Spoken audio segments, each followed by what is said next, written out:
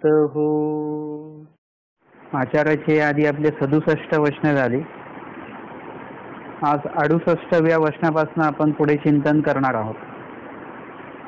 वचन आहे, जन्मजीवित परमेश्वरासी द्यावे. याचं मागील वचन आपण बघितलेलं. आपण कवणाधीन होवावे नाही, आपण या अधीन कवणा ते करावे नाही, जीवे परमेश्वराधीन होवावे. म्हणजे धर्मव्यतिरिक्त कुणाच्या अधीन होऊ नये, धर्मव्यतिरिक्त कुणाला आपल्या अधीन करू नये, आणि सगळ्यात सोपं आणि सगळ्यात योग्य म्हणजे जीवे परमेश्वराधीन होवावे. प्रत्येक जीवाने ईश्वराच्या अधीन व्हावं असा आचार आमच्या स्वामींनी सांगितलेला आहे. मग आता परमेश्वराच्या अधीन जे व्हायचं आहे ते अधीन होणं कशा प्रकारचं असलं पाहिजे. म्हणजे अधीनत्व हे वेगवेगळ्या प्रकारचं असू शकतं, वेगवेगळ्या संकल्पनेतलं असू शकतं किंवा वेगवेगळ्या हेतूने असू शकतं. म्हणजे आपलं एखादं काम होण्यापुरतं एक अधीन राहणं, म्हणजे आश्रमात राहतो आपण, मग अभ्यास पूर्ण करेपर्यंत अधीनत्व, नंतर मग नाही, नंतर मग निघून यायचं. किंवा मग एखादं स्वार्थ आपला पूर्ण होईल इथपर्यंत अधीनत्व, त्याच्यानंतर मग अधीनत्व नाही. एखादी गोष्ट त्यांच्याकडनं पाहिजे आपल्याला म्हणून अधीनत्व, मग अधीनत्व नाही. म्हणजे अधीनत्वाचे वेगवेगळे प्रकार असू शकतात. आता एखाद्या वेळेस असंही अधीनत्व असेल की ज्याच्यामध्ये मरगळ आहे, म्हणजे त्याच्यामध्ये जिवंतपण नाही आहे, असं पण एखादं अधीनत्व असू शकतं. स्वामींना जे अपेक्षित अधीनत्व आहे तसे भक्त पण आहेत स्वामींकडे. पण या व्यतिरिक्त जे अधीनत्व काही लोकांचं आहे, ज्यांनी स्वामींचं अधीनत्व स्वीकारलेलं आहे, परंतु ते कसं आहे, स्वामींना अपेक्षित असलेलं ते अधीनत्व नाही आहे, ते वेगळ्या पद्धतीचं अधीनत्व आहे. आता आपण धर्माचा स्वीकार करतो, आपण उपदेश घेतो किंवा आपण दीक्षा घेतो वगैरे, याचं सुद्धा एक अधीनत्वच आहे. परंतु ते अधीनत्व आपण किती बाळगत असतो, किती पाळत असतो, किती टाळत असतो. दीक्षा घेतली म्हणजे पूर्ण काय अधीनत्वच आहोत अशातला भाग नाही. कधी कधी आपण त्या अधीनत्वाच्या बाहेर येतो. एखाद्या विधी करता करता मग त्या विधीच्या बाहेर येऊन जातो, नंतर मग तो विधी सुटून जातो. परत ते विधीचं अधीनत्व आपण कधी स्वीकारू नाही स्वीकारू माहिती नाही. किंवा तेच अधीनत्व जे आपण स्वीकारलेलं आहे त्याच्यामध्ये आपलं एक चेतनत्व असलं पाहिजे, तर ते चेतनत्व आपल्याकडे नसतं. त्याच्यामध्ये एक मरगळ असते, म्हणजे त्या अधीनत्वामध्ये जीव नसतो. अधीनत्व ज्यांनी स्वीकारलेलं आहे त्याच्यामध्ये तो जीव नसतो, म्हणजे त्याच्यात ती मरगळ असते प्रत्येक विधी करताना. आणि म्हणून स्वामींनी सांगितलं की जन्मजीवित परमेश्वरासी द्यावे. म्हणजे जन्म जो आहे, स्वामींनी मागितलेला आहे जन्म, तो कसा द्यायचा, जीवितपूर्वक द्यायचा आहे. म्हणजे स्वामींनी जे वचन उच्चारलेलं आहे, शिवण्या जन्म दिलेले, रुंबण्या दिलेले, मिळीये जन्म दिलेले, मोळीये जन्म दिलेले, रुंबण्या दिलेले, शिवण्या दिले. म्हणजे हे स्वामींनी तर फक्त 4-5 नावच घेतलेली आहेत. परंतु आपण ईश्वराला सोडून जेवढे काय गोष्टी आहेत, मग ते प्रापंचिक असो, ते नरक फळातले असो, ते मोक्ष फळातले असो, देवताच्या मोक्ष फळातले, 81 कोटी 1,15,10,000 देवतांच्या सुख फळातले असो, तिथल्या दुःख फळातले असो, मनुष्य देहातले असो, त्याच्यानंतर नरक फळातले असो, असे जीव, देवता आणि प्रपंच या तिन्हीसाठी जीवाने अनेक वेळा जन्म दिलेले आहेत. तर त्या दृष्टांत आपण बघितला बाणकरी याचा. त्याच्यामध्ये स्वतः राजा जातो, मग नंतर दुसरे अधिकारी जातात, मग गावातले प्रतिष्ठित जातात. कोणालाच तो गुलाम जो सोडून त्याला द्यायचा आहे तो देत नाही, कोणाचंच ऐकत नाही तो. मग जे दुसरे लोक येतात, जे कोण आहेत, सामान्य स्त्रिया असेल किंवा जे व्यसन करायला भाग पाडतात असे जे आहेत लोक, मद्य देणारे लोक वगैरे वगैरे, एखाद्या कुठेतरी काहीतरी तो वाईट काहीतरी व्यसन हे करतो आहे, तिथल्या संबंधित जी लोक आहेत ती लोक येतात राजाकडे आणि म्हणतात की आमच्याकडे विडा द्या, आम्ही बरोबर हे करून आणू, तुम्हाला जे अपेक्षित आहे ते कार्य आम्ही करतो. राजा बोलला की अरे आम्ही गेलो, पंचनगरे गेली, सगळे गेलेत, कोणाला विडा दिला नाही, तुम्हाला काय देणार तो? तो म्हणे नाही आम्हाला द्या तुम्ही, आम्हाला तो बरोबर आम्हाला तो देणार. आणि मग ते लोक गेले आणि त्यांना ते लोक त्याला तो कहाळी वगैरे म्हणजे दारू वगैरे विकणारे म्हणा हे सगळे गेलेले आहेत आणि त्याला ते सांगतात की अरे तू आम्हाला जो तो बाण धरलेला आहे गुलाम तो आम्हाला दे. तो बोलला अरे मला कोण कोण लोक मागायला आले, मी त्यांना दिला नाही तर तुम्हाला कशाला देऊ, मी त्यांचं ऐकलं नाही तर तुमचं का मी ऐकू. ते बोलले हे बघ तू किती काही कमवलंस आणि किती काही केलं तरी तू काय राजाच्या पदावर जाऊन बसणार नाही, तुझ्या प्रतिष्ठित लोकांमध्ये तुझा काही हे होणार नाही, सन्मान होणार नाही. तुला शेवटी तू पैसे कमवले काय नाही कमवले काय, तुला आमच्यासोबतच आयुष्य घालवायचं आहे, आमच्यासोबतच राहायचं आहे. जर का आत्ता तू आमचं ऐकलं नाही तर तुला आम्ही आमच्या ह्याच्यातनं बहिष्कृत करून टाकू, मग तुला कुठेच जागा राहणार नाही. मग त्यांनी पण विचार केला हो आत्तापर्यंत जे मी कमवलं ते यांच्यासोबतच खाल्लं, यांच्यासोबत बसून खाल्लेलं आहे आणि आता भविष्यात सुद्धा जे मी कमवेन ते ह्यांना मिळूनच मला ते खावं लागेल, नाही तर खाता येणार नाही. बघा आजकाल जे काय हे घेतात लाच घेतात ना, हिंदीमध्ये त्याला रिश्वत बोलतात. आता ती जी व्यक्ती घेते ती एकटी खात नाही, एकटं खाता नाही त्याला ते सगळ्यांना थोडं थोडं थोडं थोडं द्यावंच लागतं, म्हणजे तो त्यांना सोडून ते खाऊ शकत नाही तो. आणि जर का या लोकांनी त्याला बहिष्कृत करून टाकलं मग पुढे त्याचं कसं आयुष्य चालेल. मग तो चोरी करू शकत नाही, केली तरी तो पकडला जाऊ शकतो. आणि म्हणून या ठिकाणी त्यांनी त्या चोराला तसं सांगितलं आणि मग त्यांनी पण लक्षात घेतलं की अरे हो यांच्याशिवाय काय खरं नाही. आणि मग त्यांनी काय केलेलं आहे की त्यांना राजाचं नाही ऐकलं, पंचनगराचं नाही ऐकलं, परंतु त्यांचं त्यांनी ऐकलं आणि त्यांनी जे काही तो बाण धरलेला होता गुलाम त्यांना तो देऊन टाकला.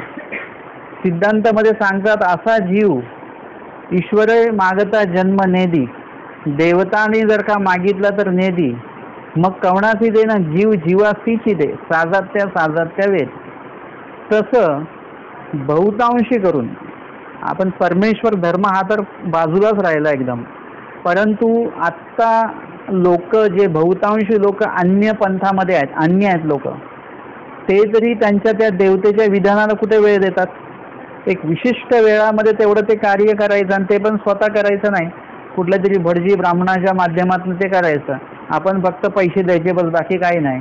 जे अन्य लोक तरी कुठे देवतांनी सांगितलेले विधी विधान वगैरे व्यवस्थित करतात, अजिबात व्यवस्थित चालू नाही. वेदांमध्ये जे सांगितलेलं आहे त्या पद्धतीचं आचरण कुणाचंच चालू नाही, अन्य संप्रदायामध्ये सुद्धा.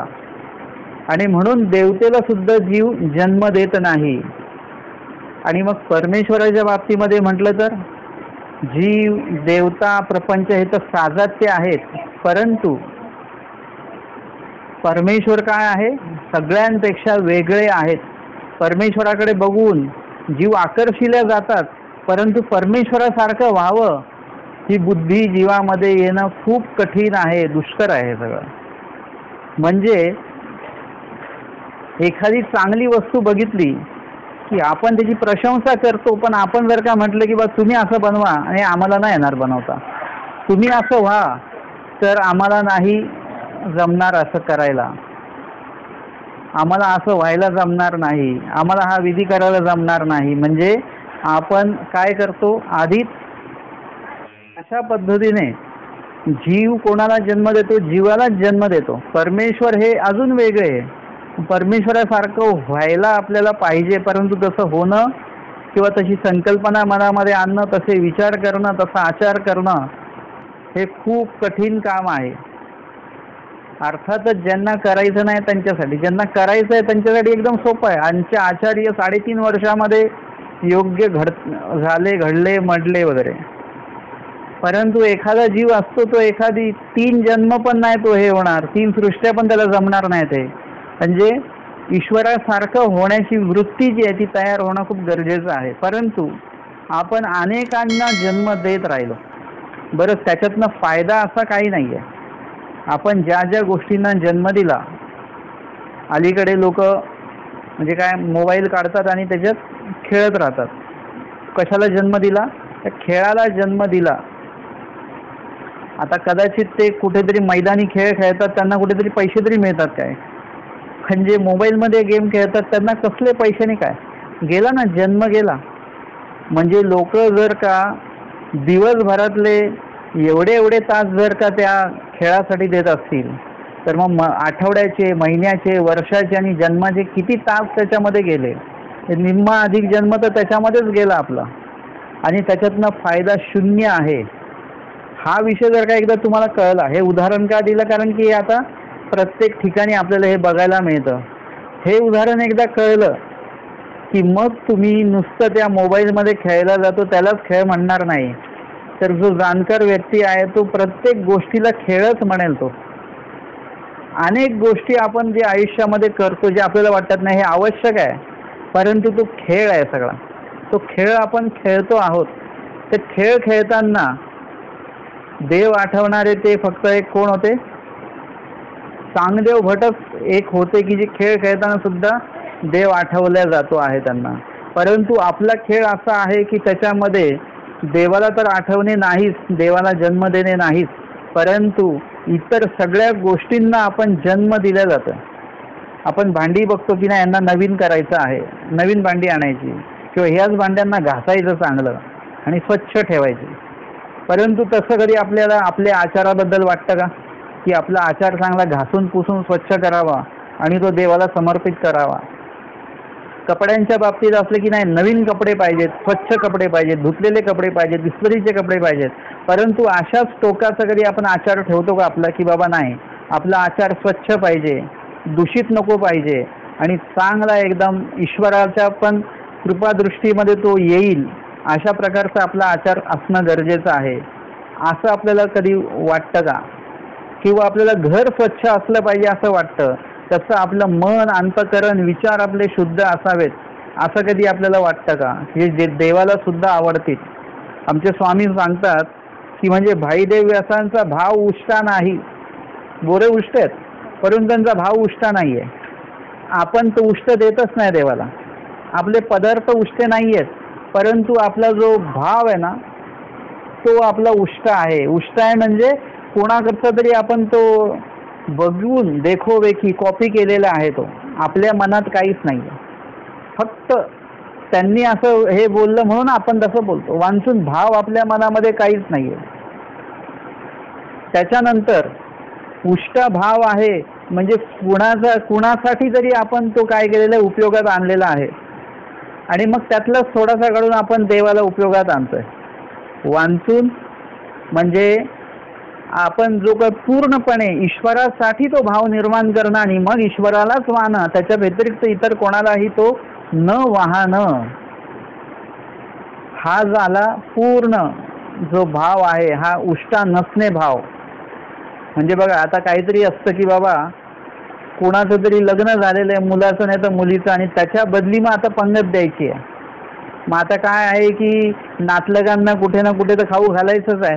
मग आपण असं करूया, मंदिरातच पंगत ठेवूया, हे लोक पण येतील, रिसेप्शन सारखं पण होईल, त्यांना खाऊ पण घातलं जाईल आणि देवाला उपार पण होईल. म्हणजे एकाच गोष्टीमध्ये कितीतरी गोष्टी साधण्याचा प्रयत्न करतो आहोत. जेव्हा तुम्हाला काही देवाला उपार म्हणून जेव्हा तुम्हाला करायचं आहे त्यावेळेस ह्या गोतावळा नको, मग ते नातलग वगैरे बाकीचे काही नको. त्याच्यामध्ये हे बाकीचे जे काही संपर्क आहे हा संपर्क नको पाहिजे. तिथे फक्त देव एके देवच. तुम्ही पंगत कराल तर त्या ठिकाणी नुसतं काय अन्नदान करून भागणार नाही, तिथे देव आठवला गेला पाहिजे. देवाला आठवणारी लोक जे आहेत ते तिथे उपस्थित पाहिजे तुमच्या पंक्तीला. आणि त्या ठिकाणी म्हणजे सगळे एकत्र झाले की काय होतं की प्रत्येकजण काय हे नाही आले ते नाही आले असा विषय चालतो. परंतु कधीतरी कोणी हे करतं का की देव आलेत का याची कोणी शहानिशा करतं का, याचा कोणी तपास करतो का? नाही करत. या ठिकाणी आपण अशा प्रकारे अनेक वस्तूंना, अनेक पदार्थांना, अनेक व्यक्तींना आपण नुसता जन्म देतो आहोत. परंतु स्वामींनी काय सांगितलेलं आहे की मा हे एक जन्म येथ दिजो का, म्हणजे एक जन्म तुम्ही काय करा आम्हाला द्या. कोणाला द्यायचा आहे? परमेश्वराला द्यायचा आहे. मा काय होईल ते मग बघा तुम्ही पुढे काय होणार आहे ते. आता आपला प्रश्न असतो की आपल्याला जन्म तर द्यायचा नाहीये, परंतु चौकशा आपण सगळ्या करतो की मग कसा द्यायचा जन्म, काय द्यायचा, मग जन्म दिल्यानंतर काय होईल, मग लगेच मिळेल का मोक्ष की नंतर मिळेल, नक्की मिळेल का, मग बाकीच्यांना मिळालेला आहे का, मग त्याचे पुरावे काय आहेत, असे अनेक नको त्या चिकित्सक हे आपण करत राहतो. आणि ईश्वरावर आपण एक प्रकारे एक विश्वास जो ठेवला पाहिजे तो न ठेवता अविश्वासाचे वाक्य आपण बोलत राहतो. कोणी बघितलंय, म्हणजे कुणी बघितलं या विषयापासून आपला विषय सुरू होतो, वाक्यापासून. आणि म्हणून स्वामींनी सांगितलं तुम्ही फक्त द्या तर. आता याचा हिशोब स्वामी सांगतात की इतकं जीवन तुम्ही एकमेकाला दिलेलं आहे, शिवण्या रुंबण्या मेळीये मोळीये, तर यातनं तुम्हाला काय मिळालंय त्याचा पण एक तर हिशोब ठेवा. हा बाबा याच्यातनं काहीच नाही मिळालं, याच्यातनं काहीच नाही, कशातनंच काही मिळालेलं नाहीये, तरी पण आपण त्यांना तो जन्म देतोच आहे की नाही. मग स्वामी म्हणतात मग असं करा की एक जन्म आता आम्हाला देऊन बघा.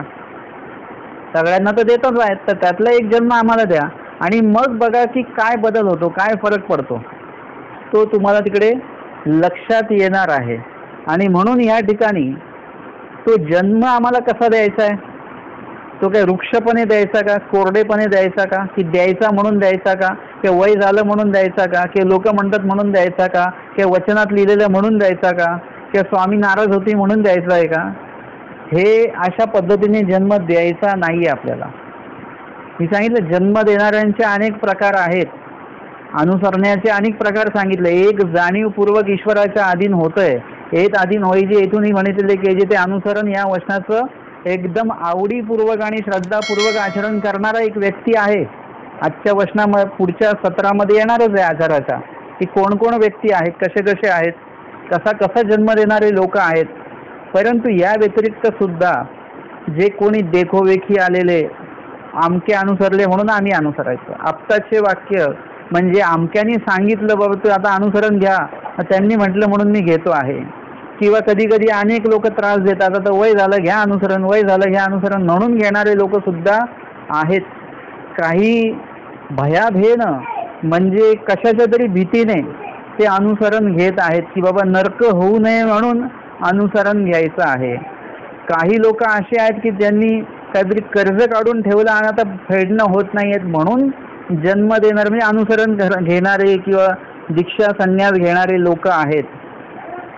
कितीतरी प्रकाराने अनुसरण दीक्षा घेणारे लोक आहेत, अनेक प्रकारे अनुसरणारे दीक्षा घेणारे संन्यास घेणारे लोक आहेत. म्हणजे एक प्रकारे काय आहे, जन्म दिलेला आहे, परंतु तो जन्म कसा असेल, आवडीपूर्वक जर का तुम्ही जन्म नाही दिला देवाला तर तो कसा असेल, मग तो रेंगाळत रेंगाळत असा असणार आहे.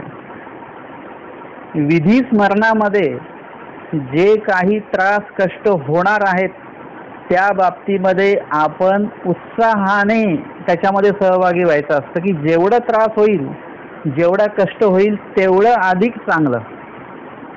आपण काय बघतो की नाही जन्म तर द्यायचा आहे, परंतु विधी कुठले करायचे, म्हणजे स्वामी म्हणतात त्यांना की बाबा इथे राहायचं असेल तर मग असं विटा माती वगैरे व्हायला लागतील. ते बोलले देवा मी त्यावेळी सेजा गावी असेल, म्हणजे काम आलं असं काहीतरी काम निघालं मग अंदाज बघायचा की कसं आहे काम, मीठ वाढायचं काम आहे का, मग मी करतो. परंतु मग आमका हे करायचं आहे का, अवजड काम आहे का, मग ते आपल्याच्याने जमणार नाही, माझे हात दुखतात, माझे पाय दुखतात. परंतु हीच व्यक्ती जर का संसारात राहिली तर मरेपर्यंत त्या व्यक्तीचं लक्ष असतं. पलंगावर जरी पडून असतील तरी कोण आलं बघा, ते पाणी आलं बघा, ते भरून घ्या, ते गॅस बंद केला का, पूर्ण लक्ष असतं. याला म्हणतात जन्म देणे. फक्त आपलं काय थोडी दिशा आपली चुकते. आपण जन्म तर देतोच आहे, परंतु तो परमेश्वराला न देता प्रपंचाला आपण देतो आहोत. असं जन्म आपल्याला तिकडे द्यायचा आहे. दिशा बदलणार आहे, दशा पण आपली बदलणार आहे त्याच्यामुळे. आणि चांगल्या प्रकारे आपलं जे काही समर्पण आहे ते योग्य ठिकाणी केल्या जाणार आहेत. आणि म्हणून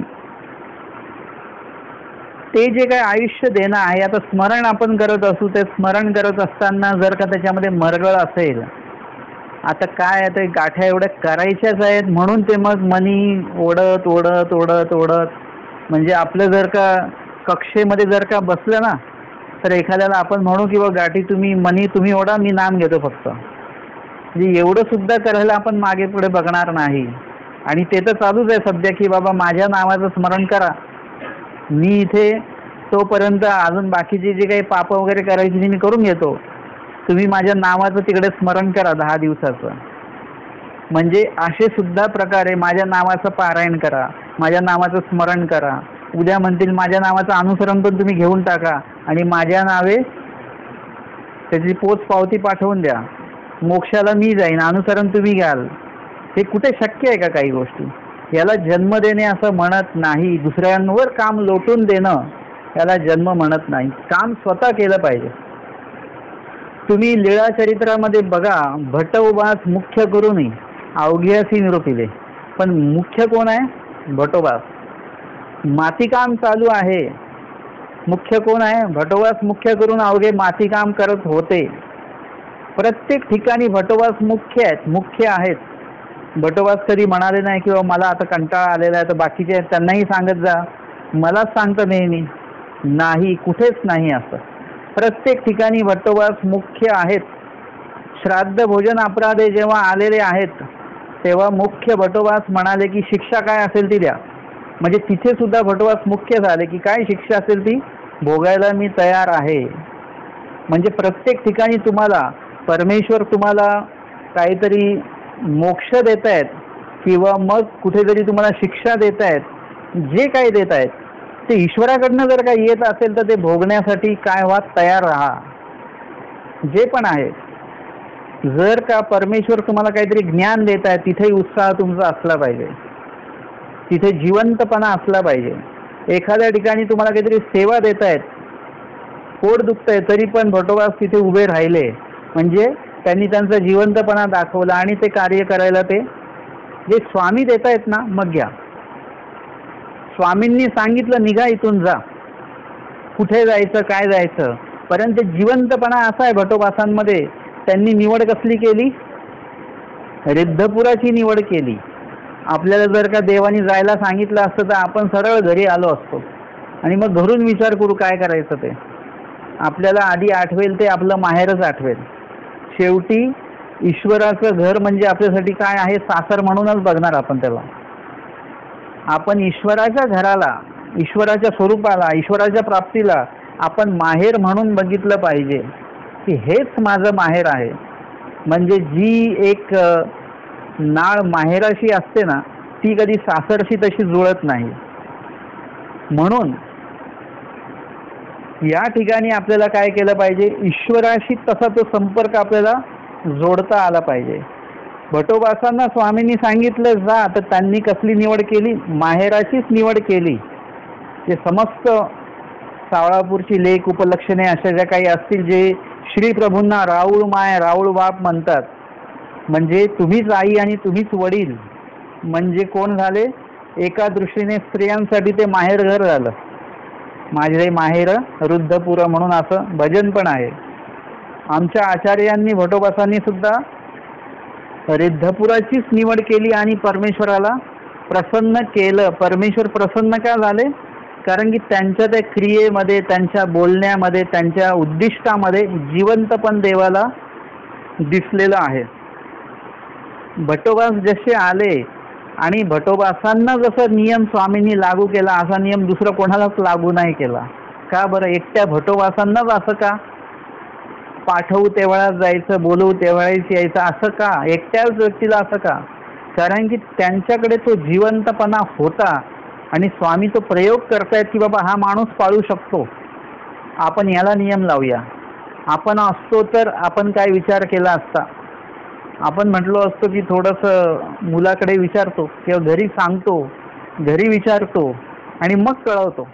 जर आपण अनुसरण घ्यायला गेलो आणि त्या अधिकाऱ्यांनी जर का म्हटलं घरी जाता येणार नाही किंवा मग घरी गेले तर मग परत यायचं नाही आणि इथे आलं तर परत घरी जायचं नाही, मग आपण नाही बाबा थोडंसं मुलाला विचारावं लागेल, घरी सांगावं लागेल, म्हणजे आपल्याला घरच्यांचं जे काही परवानगी आहे ती परवानगी आपल्याला घ्यावी लागते. आज सुद्धा पण अनुसरण घ्यायला गेलेले असताना सुद्धा पण आणि अनुसरण घेतल्यानंतर पण जर का आपण अजून सुद्धा प्रपंचाच्या अधीन असू तर ते जन्म जो आहे तो जीवितपूर्वक देण्याचं काही तिथे घडत नाहीये. आचार्यांच्या बाबतीमध्ये नेमकं तसं होतं की ही व्यक्ती करू शकते आणि म्हणून स्वामींनी त्यांना काय केलेलं आहे, पूर्ण काटेकोर असं करून टाकलेलं आहे की अजिबात कुठेही त्यांच्याकडनं चूक स्वामींना मान्य नाहीये. बाकीच्यांकडनं चुका होत आहेत नाही होत आहेत, ते म्हणाले आम्ही सांडवा नाही बांधत, गेले ते. स्वामींनी काही शिक्षा पण नाही केलं त्यांना, म्हणजे पाहिजे तसं. परंतु भटोबा जिथे चुकले तिकडे त्यांना शिक्षा पण केलेलं आहे. म्हणजे स्वामींनी त्यांच्या जिवंतपणाचा पुरेपूर काय केलेलं आहे, उपयोग करून दिलेला आहे. त्यांना स्वतः नाही घेतला, त्यांना करून दिलेला आहे उपयोग, आणि त्याच्यामुळेच तर भटोबाच घडले पटकन. आपण जर का एवढं काटेकोरपणे जर का या सगळ्या गोष्टी केल्या, समजा आपल्याला काहीतरी खाण्यापिण्याचं जे परिच्छेद करायचा, तो परिच्छेद जो असतो ना तो आपण काटेकोर कधी करत नाही. आपण काय म्हणतो 15 दिवसांनी कधीतरी आपण काहीतरी खाऊन टाकतो आणि मग आपणच आरशामध्ये बघून आपल्याला म्हणतो की देवानी सांगितलं त्रसो ने दीजे, त्रस उत्पन्न झाला नाही पाहिजे मग खा. 15 दिवसात एकदा खायचं. पूर्ण 15 दिवस केलेलं जे काही उपोषण असतं आपलं त्याच्यावर पूर्णच्या पूर्ण पाणी फेरलं जातं 15व्या दिवशी. म्हणजे पूर्ण तुमचं जे आचरण आहे परिच्छेदाचं ते कुठेतरी तुम्हीच तुमच्या हाताने ते मोडकळीस आणता आहेत. परंतु जर का तुम्ही काटेकोरपणे जर का ते परिच्छेदाचं आचरण केलं तर निश्चित तुम्ही कायच्या काय होऊ शकता. म्हणजे तुमचं देह जे आहे ते तुम्हाला जसं पाहिजे तसं करता येईल, कृश करण्यासाठी सुद्धा ते उपयोगी येईल. तुमच्या जे काही प्रापंचिक तुमचे जे काही आत्मत्व आहे ते सुद्धा आपल्याला कृश करायचं आहे. आपण सगळे लोक कशाच्या मागे लागलो, देह कृश करण्याच्या मागे लागलेलो आहोत. देह किती पण कृश केलं परंतु प्रापंचिक जी काही ममता आहे ती कृश व्हायला काय तयार नाही. ते बोलतात की सुंभ तो काय जळला परंतु त्याचा जो पीळ आहे ना तो तसंच राहतो. तसं आपलं आहे की आपलं जो प्रपंचाच्या बाबतीमधला जो आपलं काही ते पीळ आहे पूर्ण तो काही सुटत नाहीये, तो तसाच्या तसाच राहतो आहे. आणि म्हणून आपल्याला मुख्यत्वे प्रपंचामधलं जे आत्मत्व आहे त्याच्याबद्दलची त्याला ते आपल्याला वृक्ष करायचं आहे, म्हणजे कृश करायचं आहे त्याला. आपल्याला प्रपंचाबद्दलची जी ममता आहे, आसक्ती आहे, लागलेपण जे आहे या सगळ्या गोष्टींना आपल्याला कृश करायचं आहे. त्याची जी काही हे आहे मुबलकता आहे ती आपल्याला कमी कमी कमी करून ती नष्ट करून टाकायची आहे. एक दिवशी आपले देह सुद्धा नष्ट होणार आहे, परंतु देहाच्या आधी सुद्धा आपली ती ममता नष्ट झाली पाहिजे. आधी आपल्याला जी काही नष्ट करायची ती इतरांच्या बाबतीतली, वस्तूंच्या, पदार्थांच्या आणि व्यक्तींच्या बाबतीतली जी ममता आहे ती आधी नष्ट करायची आहे. त्याच्यानंतर लढा सुरू होतो आपला आपल्याशी. आपल्याला आपल्याबद्दलची जी काय ममता आहे, म्हणजे मला कोणी काय बोललं की आपण पेटून उठतो. म्हणजे काही लोक जे असतात ते किती काही हे असते दष्टपुष्ट असतील, धर्म आचरणाच्या बाबतीमध्ये ते बोलतात की नाही नाही मला जमणार नाही बाबा एवढं, लगेच ते बोलले जातं. परंतु एखादा काटकोळा माणूस असतो त्याला कोण काय बोलू द्या बरं, तो लगेच भांडायला उठतो. एवढी ताकद कुठून येते? आणि धर्म आचरण करायला सांगितलं की कृश, आणि जर का भांडायचं म्हटलं की लगेच जिवंतपण येतं. जिवंतपण आहे आपल्याकडे, नाही अशातला भाग नाहीये. तुम्ही म्हणाल आमच्याकडे जिवंतपण नाहीच आहे. आपल्याकडे जिवंतपण आहे, फक्त तो आपण उपयोगात दुसरीकडे आणतोय. आपल्याकडे पैसे नाही आहेत का? आहेत पैसे, परंतु आपण ते ईश्वरोपयोगी लावत नाहीये. आपण जसं नीळभट्टांना वाटत होतं की माझं द्रव्य ईश्वराच्या उपयोगी केलं पाहिजे, माहीम भट्टांना वाटलं की मी एवढं सगळं ते करून ठेवलेलं आहे ते ईश्वराच्या उपयोगी जात असेल तर चांगलीच गोष्ट, नंतर कोणतरी घेणारच आहे ते. म्हणजे त्याच्यानंतर धानाईचं आलेले आहेत ज्या त्यांनी स्वामींचं पूजन केलेलं आहे, त्यांनी काय केलं, जे द्रव्य अलंकार त्यांनी आणलेलं होतं नीळभट्टांसाठी, स्वामींना बघितल्यानंतर ते म्हणाले अरे आपल्याकडे ते जे अमके दागिने आहेत, अंके अलंकार आहेत ते यांना दिले पाहिजेत. हे तर साधे आहेत पुष्कळ, आणि म्हणून ते म्हणजे देण्याची एक वृत्ती जी आहे की आपण आपल्याकडे आहे, परंतु आपण देण्याची जी जागा जी आहे ना ती आपली खूप चुकते. तर ती योग्य ठिकाणी आणि योग्य वेळी पण, बरं का, तुम्ही योग्य वेळी देताय पण योग्य ते देत नाही आहे. भोजन समयी जर का तुम्ही चहा देताय जे तुम्ही योग्य वेळी तुम्ही ते देत नाहीये. एखाद्या वेळेस असं असतं की आपण योग्य वेळी देतोय परंतु योग्य पदार्थ देत नाही. कधी कधी योग्य पदार्थ देतो पण तो योग्य वेळी देत नाही.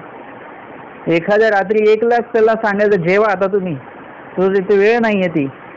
किंवा एखाद्याला जेवायच्या टायमाला आपण काहीतरी वेगळंच ते देणं, किंवा जेवायच्या टायमाला जेवण न देणं, म्हणजे काय आहे, हा सगळा ताळमेळ चुकतो. योग्य वेळ पण साधल्या जात नाही आणि योग्य पदार्थ सुद्धा साधल्या जात नाही. आपल्या दोन्ही गोष्टी साधायच्या आहेत.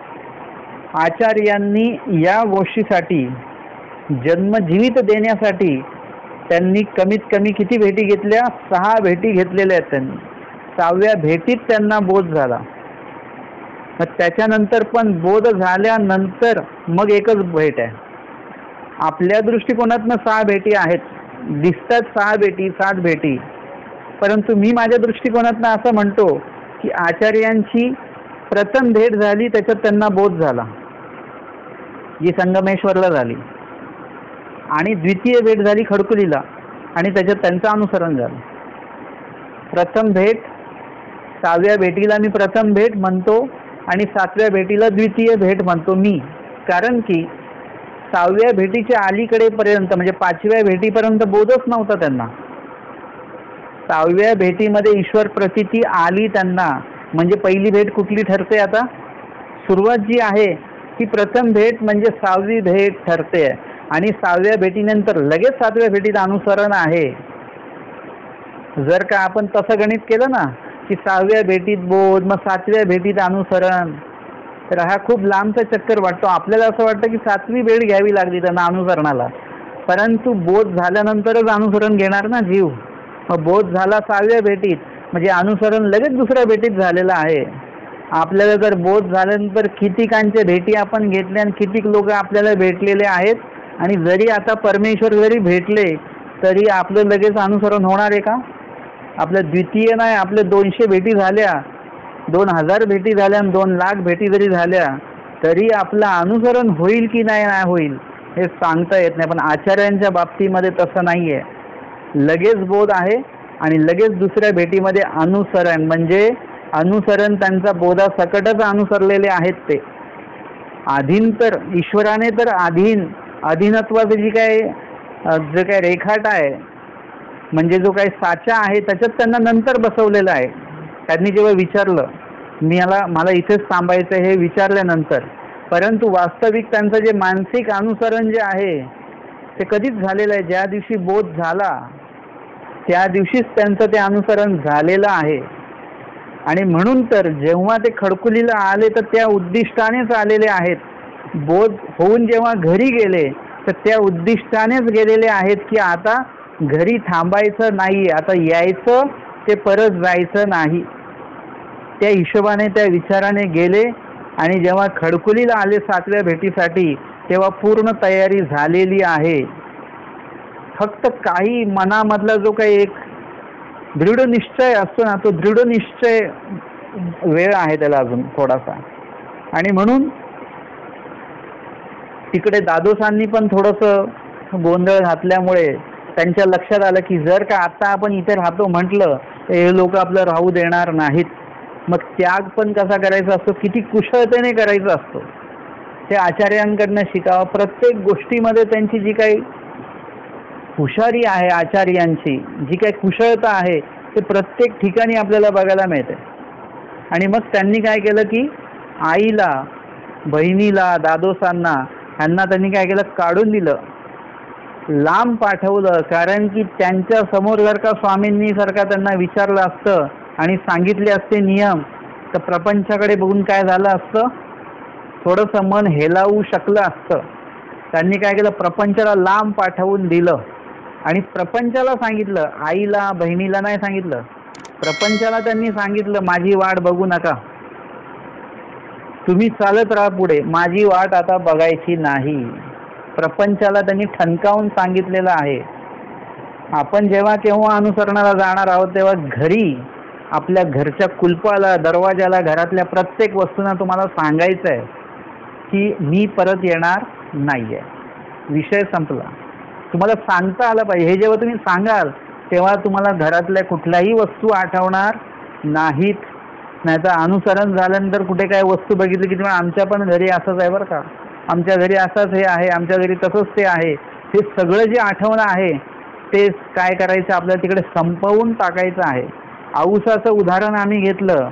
औसांकडे त्यांच्या गाठोड्यात काय असणार आहे हो? आपल्याकडे एवढं काय आहे त्यांच्यापेक्षा आपल्याकडे मूल्यवान वस्तू आहेत आता सध्याच्या घडीला बघितलं तर. पण औसांसाठी जे गाठोड्यात जेवढं काय होतं त्यांच्यासाठी तेच मूल्यवान होतं. स्वामींनी ते सुद्धा काय करायला लागलं, फेकून द्यायला लावलं, काही उपयोगात न्यायला लावलं, काही नष्ट करायला लावलं. म्हणजे ते ठेवायचं नाही. तुम्ही एकदा सोडलं म्हणजे त्या कुठल्याही गोष्टी तुमच्याकडे नको पाहिजेत. त्या वस्तूंना तुम्हाला सांगता आलं पाहिजे की आत्ता आमच्या निळभट्ट भांडारेकरांनी प्रपंचाकडे वळून सांगितलं, आत्तापर्यंत आम्ही तुमचे होतो, तुमच्याकडे होतो, आता ज्यांचे आहोत आम्ही त्यांच्याकडे चाललेलो आहोत. म्हणजे या ठिकाणी सुद्धा निळभट्ट भांडारेकरांनी प्रपंचाला ठणकावून सांगितलेलं आहे, आता आम्ही तुमचे नाही आहोत, आत्ता इथून या घडीपासून. हे स्पष्ट सांगता आलं पाहिजे. आमच्या महादाईसांनी सुद्धा काय केलं, दादोसांना तिळांजली दिली. त्यांना सांगितलं आजपासनं, मानसिक स्वतःच्या मनाला सांगितलं आजपासून यांच्याशी आपला काही संपर्क नाही, काही संबंध नाही, काही नाते नाही, काहीच नाही.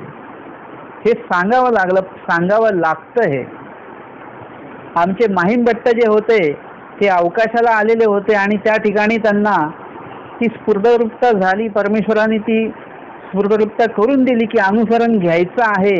मग ते स्वतःला सांगायला लागले.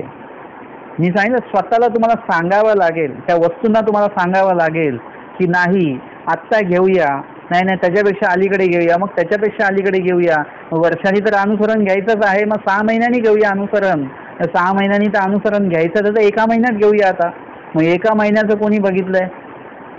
बघा, तुम्ही एखादी गोष्ट जेव्हा तुम्हाला करायची ना जिवंतपूर्वक, तेव्हा तुम्ही तो वेळ देतच नाही की मी 56च्या आधी घेणार आहे अनुसरण. हा विषयच नसतो. तो माणूस एकदम त्याच्यामध्ये तल्लीन असतो. तुम्ही लहान मुलाला सांगा की आपल्याला बगीच्यामध्ये जायचं, फिरायला, खेळायला जायचंय तिकडे, तो मुलगा लगेच तिकडूनच त्याच्यामध्ये जिवंत पण येतं. त्याला तिथे जाईपर्यंत त्याच्यामध्ये तो उत्साह असतो. एकदा ते खेळण्याचं ठिकाण त्यांनी बघितलं की त्याचा उत्साह तो बाहेर येतो, तो अधिक आवडीने त्या ठिकाणी खेळतो वगैरे. मग तुम्ही तिथे नसता त्याच्यासाठी, तो त्याचा खेळत राहतो. तुम्हीच त्याला बोलवता चला रे बाबा चला रे, म्हणजे प्रपंच तुम्हाला बोलवतो आणि तरी पण तो यायला तयार नसतो. हा ईश्वर साधक व्यक्ती सुद्धा असाच आहे की त्याला जर का एकदा कळालं की आता आपल्याला जायचं आहे, आपल्याला जावं लागेल, आपल्याला गेलंच पाहिजे, हे जेव्हा मनामध्ये स्फुरतं आपल्यामध्ये, त्यावेळेस आपली स्थिती ती माहीम भट्टांसारखी आपली स्थिती होते की ते प्रपंचाला सांगतात, स्वतःला सांगतात की नाही नाही आता 1 महिना कोणी बघितलं जगतो की नाही जगतो, 15 दिवसात घ्यायचं. तर 15 दिवसपेक्षा मग 15 दिवस पण खूप लांब आहेत. 8 दिवसात घ्यायचं. 8 दिवस कोणी बघितलेलं आहे? असं करूया, आज घेऊया, घरी जाऊया, सगळं आटपूया आणि मग येऊया. पण घरी गेलो आणि जर का परत घरात मन अडकलं तर काय करायचं? आज जायचं म्हणजे आत्ताच जायचं. घरी गेलो आणि मन अडकलं तर नाही, आता आपण असं करूया, इथूनच निघूया, नदीकडे जाऊन हातपाय धुऊ. परंतु नदीकडे जाताना साप चावला तर, म्हणजे बघा किती कमी अंतर झालेलं आहे. माहीम भट्टांचा हा जो काही विचार विमर्श आहे, हा स्वतःशीच केलेला जो संवाद आहे. आपण जेव्हा आपल्या दीक्षेबद्दल, अभ्यासाबद्दल, स्मरणाबद्दल आपल्याशी बोलतो ना आपण मनातल्या मनात की आता आपण करूया बरं का, पण आज नको उद्या करूया, म्हणजे आपला हा जो विसंवाद आहे, आपलं एक मन म्हणतं की उद्यापासून केलं पाहिजे, एक मन म्हणतं की नाही परवापासून करूया आपण, उद्या मग आपलं सगळे कामं आटपून मग परवापासून. म्हणजे एक मन हो म्हणतं, एक मन नाही म्हणतं. परंतु माहीम भट्टांच्या बाबतीमध्ये तसं नव्हतं. माहीम भट्टांच्या बाबतीमध्ये त्यांचे दोन्ही मनं, अंतर आणि बाह्य जे काय असेल, तर ते दोन्ही मनं काय करतायत, संवादच करतात एकमेकाशी. एक मन म्हणतं की नाही नाही 1 महिन्याने, एक मन म्हणतं नाही 15 दिवसांनी, एक मन म्हणतं नाही 8 दिवसांनी, एक मन म्हणतं. हा संवाद आहे. जरी दोघांच्या बोलण्यामध्ये फरक आहे, कधी 1 महिना म्हणतात, कधी 15 दिवस म्हणतात, कधी 8 दिवस म्हणतात, तरी पण तो संवाद आहे. कारण की सकारात्मकतेच्या जवळ जवळ जवळ येणं चालू आहे. रिद्धपूर लांब आहे, परंतु अनुसरणाच्या जवळ आलेले आहेत माईंग भट्ट. आणि मग त्यांनी स्वतःच्या मनाला सांगितलं, आपल्याला आज नाही, आपल्याला आत्ता जायचं आहे. आणि इथूनच आत्ता जिथे आपण उभे आहोत तिथूनच पहिलं पाऊल जे टाकणार आहोत आपण, ते रिद्धपूरसाठी टाकायचं आहे. ते नदीकडे जाण्यासाठी टाकायचं नाही, ते प्रपंचाकडे जाण्यासाठी टाकायचं नाहीये, ते इतर कुठेही जाण्यासाठी टाकायचं नाहीये. याला म्हणतात बोध. बोध झाल्यानंतर पहिलं पाऊल जे तुमचं पडतं ते अनुसरणाकडे पडलं पाहिजे. तर आहे ते जन्मजीवित परमेश्वराला देण्याचं जे काही कार्य, जे कर्तव्य, जे करणीय आहे ते आहे. ते लीळा चरित्रामध्ये तुम्हाला ह्या सगळ्या गोष्टी बघायला मिळतात. डांगरेशांचंच उदाहरण आपण घेतलं तर त्यांचं ते मी कालही सांगितलं की त्यांचं जे देह आहे ते कुठला आहे, ते नर्क योनीतलं त्यांचं देह आहे. परंतु त्यांचा जन्म कसा आहे, तो कर्मफळ जरी नर्क ह्याच्यातलं असेल परंतु त्यांचा जो जन्म देणं आहे तो जीवितपूर्वक आहे. आज सुद्धा त्यांचा मृत्यू जेव्हा आपण वाचतो कोणाचा, डांगरेशांचा, तेव्हा आपल्याला पण असं वाटतं की आपल्याला मरायचं तर असं मरायचं. आपल्याला आजपर्यंत आपण स्वप्न काय बघितली, जगायचं तर असं जगायचं, बंगला पाहिजे, गाडी पाहिजे, हे पाहिजे, असं जगलं पाहिजे, असं आयुष्य पाहिजे, असं जीवन पाहिजे. ही स्वप्न जे बघणारे लोक आहेत त्यांनी एकदा जर का डांगरेशांची लीळा जर का वाचली ना तर ते म्हणतील की मरायचं तर असं मरायचं. जाणकार व्यक्ती आमक्याचं आयुष्य कळून कसं जगतंय त्याच्याही पेक्षा सन्निधानातले हे आमके आमके भक्त कसे त्यांना देवदर्शनाला जाण्याचा योग आलेला आहे, आपल्याला सुद्धा तसाच योग आला पाहिजे. मरायचं तर असं मरायचं की इथे परमेश्वराला सुद्धा तोष उत्पन्न होईल. आमचे नाथोबा सरले, आमचे भटोबास म्हणतात की जिथे नाथोचं देह गेलं तिथे मला अंतरून टाका माझं, कारण की तिथे त्यांना स्वामी घ्यायला आलेले असणार. आमचे डांगरेश गेले, स्वामी स्वतः त्यांच्या तिथे गेले. निळभट्ट भांडारेकर स्वामींच्या वियोगास्तव गेलेले आहेत, स्वामींनी स्वतः त्यांचा निक्षेप केलेला आहे. म्हणजे परमेश्वर स्वतः तिथे पोहोचतात. परमेश्वराला तो तोष आहे की आमच्यासाठी यांनी हे जीवन समर्पित केलेलं आहे. म्हणजे या ठिकाणी ह्या सगळ्यांचं देह समर्पण जे आहे ते कसं आहे, जीवितपूर्वक देणं आहे. ते महादाईचा म्हणतात स्मृतीस्थळामध्ये जे नंतर आलेले जे काही सद्भक्त आहेत, भटोबासांकडे अनुसरलेले, भटोबासांपासून बोध झालेले, ज्यांनी स्वामींना कधी बघितलं नाही, फक्त आचार्यांनी सांगितलं आणि त्यांनी ऐकलं, विश्वास ठेवला, आवडीपूर्वक आचरण त्यांचं चालू आणि अनुसरले पण सुद्धा ते, यांच्याबद्दल महादाईसा म्हणतात बघा, आम्ही जरी देवाला पाहिलेलं आहे म्हणून त्यांच्या वियोगात आम्ही दुःख करतो, रडतो वगैरे, परंतु हे बघा, हे न देखत्या देवा कारणे झळवैले पळवैले ऐसे असती. म्हणजे ज्यांनी देवाला बघितलंच नाही, फक्त ऐकलंय देवाबद्दल आणि त्याच्यासाठी रडतात. म्हणजे हे कितीतरी योग्य त्याचे, म्हणजे महादाईचा स्वतःपेक्षा पण त्यांना योग्य समजतात. याला काय म्हणतात, जन्म जीवित पूर्वक देणं. आणि त्याच्यामध्ये जर का आपण स्मरण करतो आहोत परंतु देव आठवत नाही, मनी फिरतायत, गाठी फिरते हळू सगळं, आणि मन सुद्धा फिरतंय त्याच्यासोबत. मन आपलं फिरलं नाही पाहिजे. आता मनाला आपल्याला काय मिळालेलं आहे, एक निश्चित ठिकाण भेटलेलं आहे, आता फक्त तिथेच राहायचं आहे. प्रपंच म्हणजे काय आहे, फिर फिर फिर फिर आहे. आणि परमार्थ म्हणजे काय आहे, अध्यात्म म्हणजे काय, परमेश्वर म्हणजे काय आहे, परमेश्वर आचरण म्हणजे काय आहे, एक निश्चित ठिकाणी तुम्ही स्थिर होता. बघा, तुम्ही प्रापंचिक कार्य करा दिवसभरामध्ये, प्रपंचातलं असं कुठलंही असं कार्य नाही की जे तुम्हाला म्हणजे धावपळ न करता, ताकद न लावता केल्या जाईल. सगळे कार्य असे की त्याच्यात धावपळ हे आहे ते आहे ते. परंतु जेव्हा तुम्ही जर का ईश्वर नामाच्या स्मरणासाठी जेव्हा तुम्ही बसणार आहात तेव्हा तुम्हाला कुठेही धावपळ करायची नाहीये, लगेच तुम्हाला स्थिर व्हायचं आहे.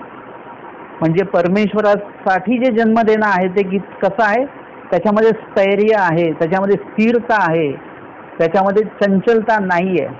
आणि त्याच व्यतिरिक्त ईश्वरा व्यतिरिक्त जे पण तुम्ही कार्य करा त्याच्यामध्ये काय आहे, अस्थिरता आहे, सगळं चंचल वृत्ती आहे सगळीकडे. सगळ्या गोष्टी बदलणाऱ्या आहेत, सगळ्या गोष्टी परिवर्तन होणाऱ्या आहेत. परंतु तुम्ही या कलियुगाच्या या टोकाला जरी उपदेश घेतला किंवा कलियुगाच्या त्या टोकाला जरी उपदेश घेतला तरी पंचनाम तेच असणार आहेत, ते बदलणार नाहीत. लीळा तेच असणार, बदलणार नाहीत. वचनं तेच असतील, बदलणार नाही आहेत. आणि आचरण सुद्धा तेच असणार आहे, बदलणार नाही. इतिहास सुद्धा तोच असणार आहे, बदलणार नाही. बदलणार काहीच नाहीये. परंतु आज आपण जे घर बघतो आहोत ते 1-2 वर्षामध्ये परत बघितलं तर ते बदललेलं असेल. माणसं बदललेली असतील, वय त्यांची बदललेली असतील, स्वभाव बदललेला असेल, वागणूक बदललेली असतील, नोटा पण बदललेल्या असतील. नोटा बदलल्या ना, आता सगळं बदलू शकतं. परंतु अध्यात्म, परमार्थ, परमेश्वर, त्यांची तत्व ही कधी बदलत नाही. याचं उत्तर स्वामींनी वचनामध्ये सांगितलं. परमेश्वराचे ते सगळं ही काय आहे, नित्य सांगितलेलं आहे. अनित्य काहीच नाही परमेश्वराचं. आणि म्हणून या नित्य प्राप्तीसाठी आपण काय झालो पाहिजे, सगळ्यात आधी स्थिर झालो पाहिजे. म्हणजे माईम भट्टांचं जे व्यापकत्व होतं 1 वर्ष 1 महिना हे कमी कमी होत ते स्थिर झाले. आणि स्थिर झाल्यानंतर मग आता जी काही पावलं पडतायत त्यांची, ते जे काही चालतायत, तर त्यांचं पहिलं पाऊल जेव्हा पडलेलं आहे तिथपासनं श्री प्रभूंनी तिकडे त्यांची वाट बघायला सुरुवात केली. आणि स्वामी म्हणायला लागले, माह्या नामे ब्राह्मण येणार आहे आणि तो गुळ आणणार आहे आणि तो गुळ गोड आहे. आता गुळ तर गोडच असतो ना. गुळ कसा असं खारट वगैरे काही असतो का, फिक्का असतो का, गोडच असतो. मग श्री प्रभू का म्हणतात की गुळ गोड आहे म्हणून? कारण की त्यांचा जो भाव आहे ना त्याच्यात तो गोड आहे. आपण एखादा गोड पदार्थ दिला तर समोरच्याला आजार पण येऊन जाईल. परंतु श्री प्रभूंना जेव्हा ते गुळ देणार आहेत तेव्हा माहीम भट्टांचं जे आजारपण आहे, अविद्या नामक असेल, अहंकार नामक असेल, जे जे काय आजारपण माहीम भट्टांना असं कर्म वगैरे हे ते अडथळे, अयोग्यता, अनधिकार हे सगळे त्याच्यामध्ये नाचणार आहेत आणि सगळं गोड होणार आहे. एखादा चांगला निर्णय घेतो तेव्हा आपण गोड पदार्थ काहीतरी करत असतो.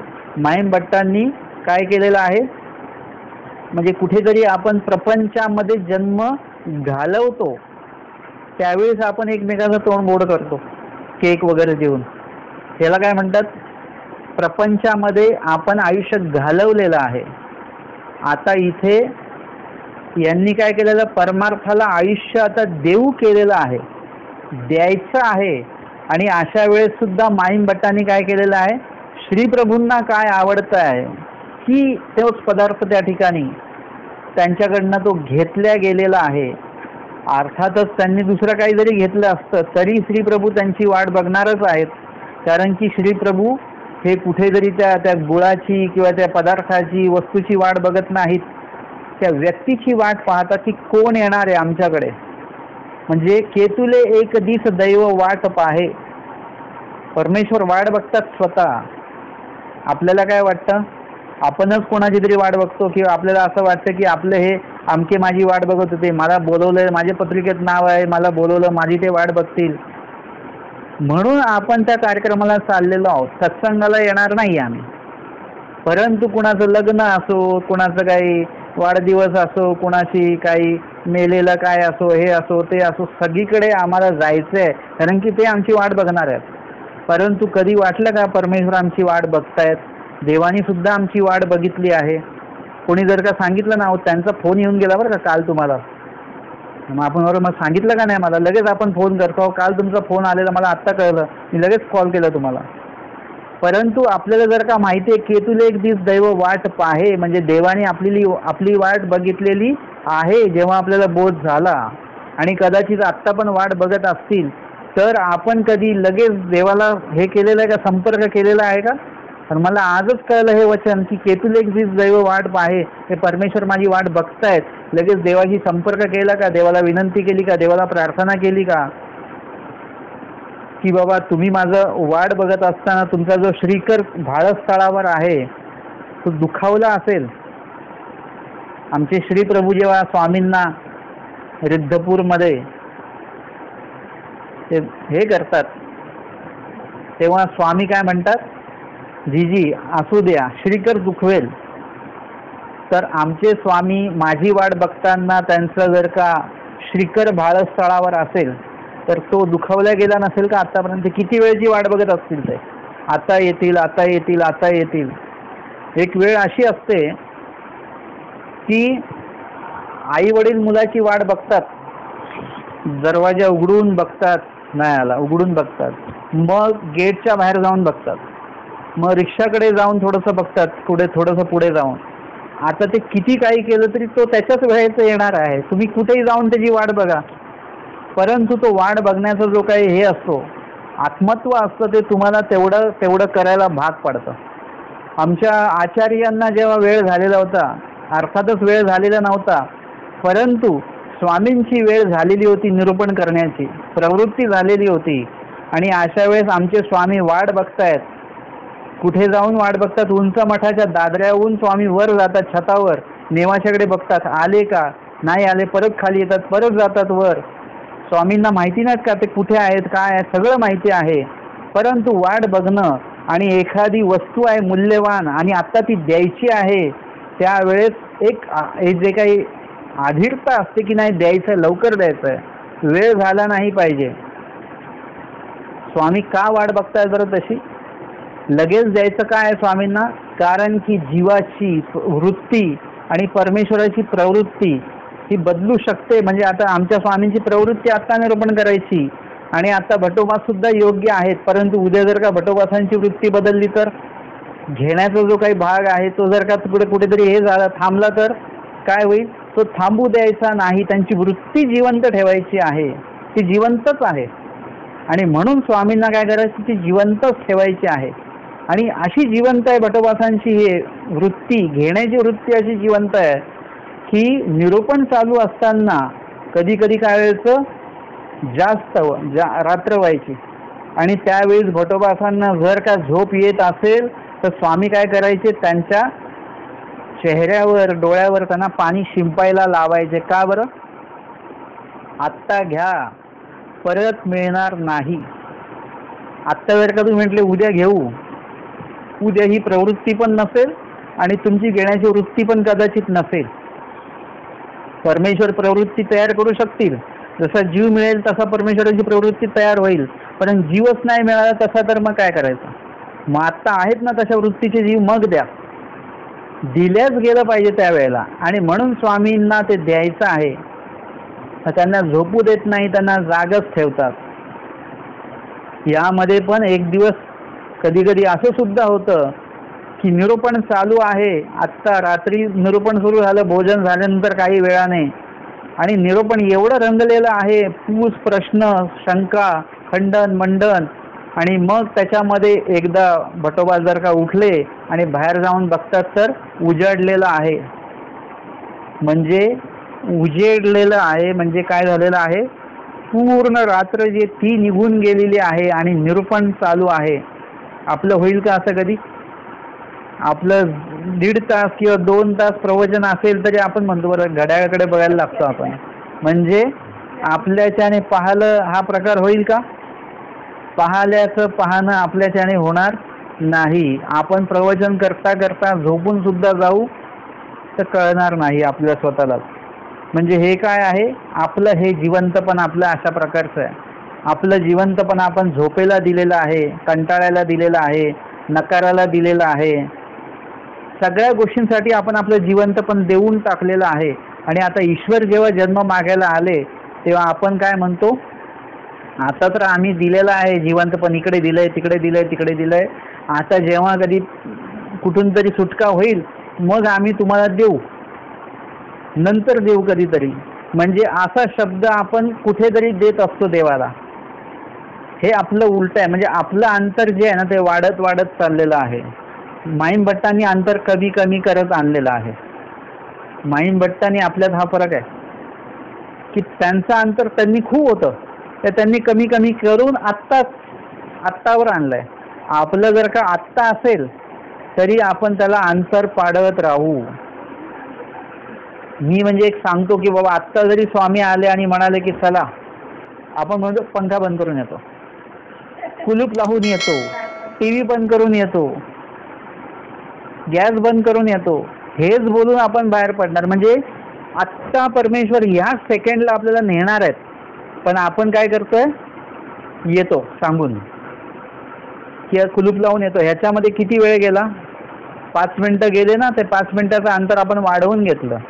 आपण ते अंतर कमी केलं पाहिजे, कमी करण्याची वृत्ती आपल्यामध्ये असली पाहिजे. आणि म्हणून या ठिकाणी स्वामींनी सांगितलं की जन्म जो आहे तो कसा द्यायचा, जिवंतपूर्वक देता आला पाहिजे तुम्हाला. त्याच्यामध्ये मरगळ आणि त्याच्यामध्ये मृत व्यक्तीसारखं, अशक्त व्यक्तींसारखं नको असलं पाहिजे. अशक्त व्यक्तीला तुम्ही काही सांगा त्याची इच्छाच नसते. कंटाळा ज्याला जास्त आहे, आळस, अशा व्यक्तीला तुम्ही काही सांगा, त्याचीच कामं सांगा, तरी पण तो करत नाही. दुसऱ्यांची कामं तर सोडूनच द्या, परंतु त्याची कामं सुद्धा तो व्यवस्थित करत नाही. त्याच प्रकारचं आपलं सुद्धा असतं की बाबा कुणी जर का काही करत असेल तर बाबा चालले का तुम्ही आमचा पण एक व्हिडिओ ठेवून द्या बरं का, आमच्या नावाचं पण एक थोडं हे वाचन करून द्या, बाबांना सांगून द्या आमच्या नावाचं पण अमकं करायला तमकं करायला. परंतु आपला जिवंतपणा काय आहे, नाही आपला तो त्याच्यामध्ये ती मरगळ आहे. प्रत्येक गोष्टीमध्ये आपली मरगळ आहे आणि म्हणून तसं असता कामा नये.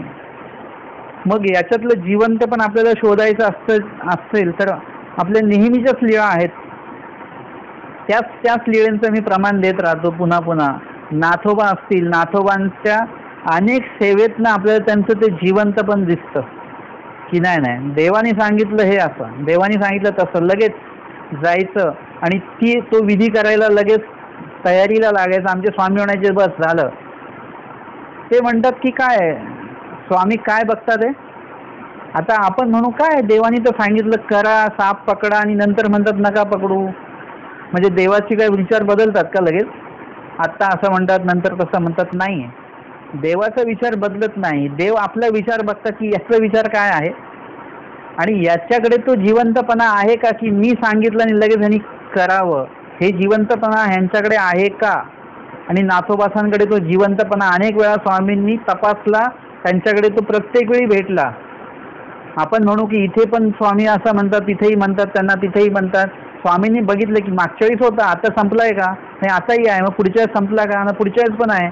अनेक वेळा बघितलं, अनेक वेळा त्यांच्याकडे जो जिवंतपणा देवाला तसाच्या तसा सापडला. हा आहे जिवंतपणा.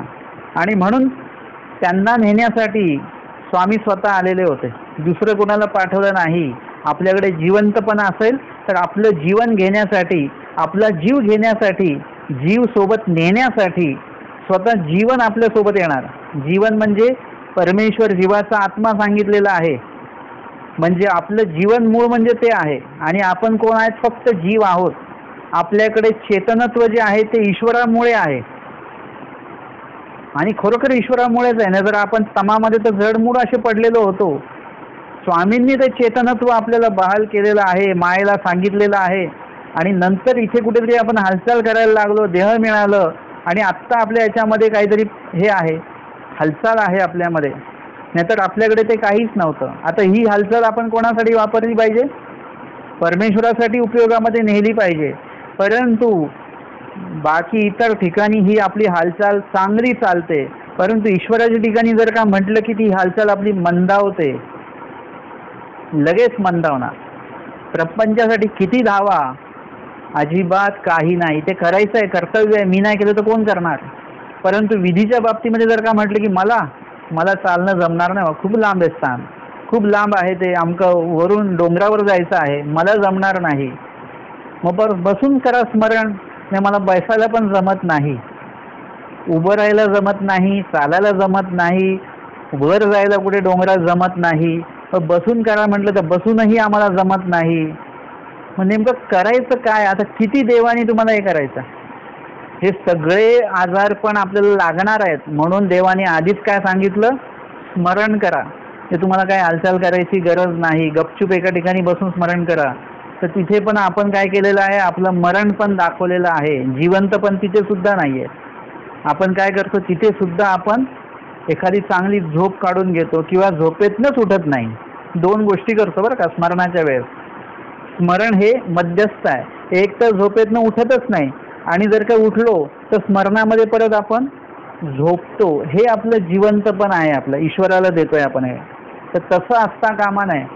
लीळाचरित्र आम्हाला का वाचायचं, का स्मृतीस्थळ आम्हाला का वाचायचं, की त्यांच्यातलं जे जिवंतपण आहे ते जिवंतपण आम्हाला त्याच्यातनं घ्यायचं आहे. एखाद्या सकारात्मक व्यक्तीला तुम्ही बघितलं ना की तुमचे पण विचार सकारात्मक होतात. बघा, तुम्ही आधी नाही नाही म्हणता, परंतु 10 लोक जर का तयार असतील, तुम्ही म्हणता अरे वा 10 लोक तयार आहेत का, मग आम्ही पण येतो, मग चला. म्हणजे तुम्हाला तो एक उत्साह. पण तुम्ही एकटाच जायचं म्हटलं तुम्हाला. तसं स्मृतीस्थळ लीळाचरित्रांमधले ह्या लोक जे आहेत, अनेक भक्त मंडळी आहेत, यांची सकारात्मकता ऊर्जा ती तेवढी घ्यायचा प्रयत्न करा. ईश्वरासाठी जगणे, स्वामीचा सांगतात जन्म द्या, जीव द्यायला सांगत नाही ना, फक्त जन्म द्या तुमचा, म्हणजे आयुष्य द्या. आयुष्य देण्यासाठी सुद्धा तुमच्याकडे जिवंतपण असावं लागणार आणि ईश्वरासाठी मरण्यासाठी सुद्धा तुमच्याकडे जिवंतपण असावं लागतं. नाहीतर ते तर लोक पळून गेले होते, सांडवा बांधणार नाही, आम्ही मेलो बिलो तर, बुडलो बिडलो तर. परंतु मृत्यू जरी आला तरी चालेल, परंतु मी हा सांडवा मी बांधेल किंवा मी याच्यासाठी प्रयत्न करेन. ही जी काय जिवंतपण आहे, म्हणजे याच्यात आपण मेलो तरी चालेल, तर मरण्याची सुद्धा तयारीचं हे जिवंतपण हे भटवासांकडे बघायला मिळतं. कुठेतरी पाण्याचा जो काही प्रवाह आहे, जो रस्ता आहे आपला नदीतला, तो प्रवाह चुकून आपण आता बुडतो आहोत, तरी पण बुडण्यासाठी तयार असणारी ही व्यक्ती म्हणजे कोण आहे? साधाई साहेब. म्हणजे बुडण्यासाठी मरण्यासाठी पण जिवंतपण आपल्याला इथे बघायला मिळतं. एक वाहणारी नदी आहे आणि त्याच्यामध्ये आता उड्या मारून त्याच्यातनं पोहायचं आहे, पाणी कापत कापत पुढे जायचं आहे, हे शक्य नाही अजिबात. परंतु तरी सुद्धा भट आणि नाथोबा दोघांनीही स्वामीची आज्ञा घेऊन उडी मारलेली आहे आणि पोहत पोहत तिथपर्यंत गेलेलं आहे.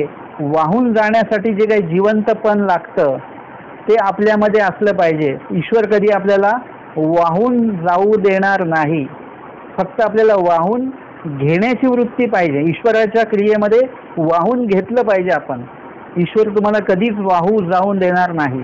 म्हणजे हे जिवंतपण आपल्याला लीळेंच्या अनेक व्यक्तींच्या माध्यमातून आपल्याला लीळाचरित्रातनं हे सगळं दिसतं आहे. आणि म्हणून या ठिकाणी स्वामींनी सांगितलं की जन्म जीवित परमेश्वरासी द्यावे. म्हणजे परमेश्वराला जो जन्म द्यायचा आहे तो कसा द्यायचा आहे? तो जिवंतपूर्वक द्यायचा आहे. तुम्ही जिथे कुठे जन्म देणार आहात, जिथे कुठे काही आचरण करणार आहे, स्मरण करणार आहात. आता समजा काही लोक म्हणतील की आता आम्हाला जन्म द्यायचा तर वेळ आहे, अजून 2 वर्षांनी आम्ही जाणार, 5 वर्षांनी आम्ही जाणार, किंवा अजून 30 वर्ष बाकी आहेत आमच्या याला अनुसरणाला. परंतु अनुसरण हाच एक जन्म नाही आहे. म्हणजे जन्म द्यायचा आहे म्हणजे तुम्हाला आत्ता इथून ज्यांना ज्यांना आता हे वाक्य कळालेलं आहे त्यांनी आज आत्तापासूनच स्मरण जे करायचं आहे ते सुद्धा जिवंतपूर्वक. तुमची जी काही स्मरण करताना तुम्हाला जी काही नाम आठवला पाहिजे, लीळा आठवली पाहिजे, चतुर्विध दुःख आठवलं पाहिजे, त्याच्यामध्ये जिवंत पाहिजे तुम्ही. लोक म्हणतात की आम्ही नाम आठवायला गेलो तर लीळा सुटते, लीळा ऐकावं आज हे करायला गेलो तर चतुर्विध दुःख होत नाही. म्हणजे आपलं एक धर एक सोड, एक धर एक सोड, तसं नाही पाहिजे. एका वेगाने आपलं सगळं पाहिजे. जिवंत पण तुम्ही स्वतःच आणायचं आहे. तुम्ही स्वतः प्रयत्न केल्याशिवाय हे येणार नाही. त्याच्यामुळे एकदा ह्याचा उपाय कळला की ते कर्तव्य सुरू करायचं. तुम्हाला लीळा वाचायची तर लीळा वाचताना तुम्हाला जिवंत पण पाहिजे की लीळा आपण काय वाचतो आहोत, ह्याच्यातनं काय स्वामींना सांगायचं आहे, ह्याच्यातनं कुठल्या वाक्यातनं कुठल्या शब्दातनं आम्हाला काय मिळतं आहे ही आपल्याला घेण्याची वृत्ती आपली असली पाहिजे. जिवंत असलो तरच येणार. त्याच्यानंतर तुम्ही जे काय वचन पाठांतर करत असाल तर वचन पाठांतर करताना सुद्धा तुम्हाला ते जिवंत पण असलं पाहिजे. तुम्हाला ते वचन वाचताना तुमच्या अंगाला शहारे आले पाहिजेत, तर तुम्ही जिवंत आहात. ते वचन तुम्हाला कळलं, ते वचन तुमच्या हृदयापर्यंत पोहोचलं, त्याची कर्तव्यता काय आहे हे तुम्हाला कळलं आणि ते मी करत नाही हे सुद्धा कळलं, हे जिवंत पण आहे. तुम्ही करत नाहीत परंतु मी करत नाही हे कळणं तुम्हाला, हे सुद्धा जिवंतपणा आहे की हे कळलं पाहिजे पण मी ते करत नाही, याला सुद्धा जिवंतपणा म्हटल्या जाईल. मग अशा प्रत्येक विधीमध्ये सेवादास्य असेल तर सेवादास्यामध्ये पण तुम्ही जिवंतपूर्वक ते केलं पाहिजे. आता उगाचच आता आम्हाला करायला लागतंय म्हणून करा असं नको पाहिजे. त्याच्यात जिवंतपण असेल तर निश्चितपणे काय होणार आहे की तुमचा तो जो काय वेळ तुम्ही देत आहात सेवादास्याला, ईश्वरोक्त जी आहे, ईश्वराला अपेक्षित असलेली सेवादास्य आहे, तर त्याच्यामध्ये काय होणार आहे ते जिवंतपण तुमचं उपयोगी लागणार आहे. तर आजच्या या सत्रामध्ये आपण जन्मजीवित द्यावे या आचाराच्या 68व्या वचनावर अनेक वेगवेगळ्या लीळा वचनांच्या माध्यमातून या ठिकाणी चिंतन आणि अध्ययन केलेलं आहे. दंडवत हो.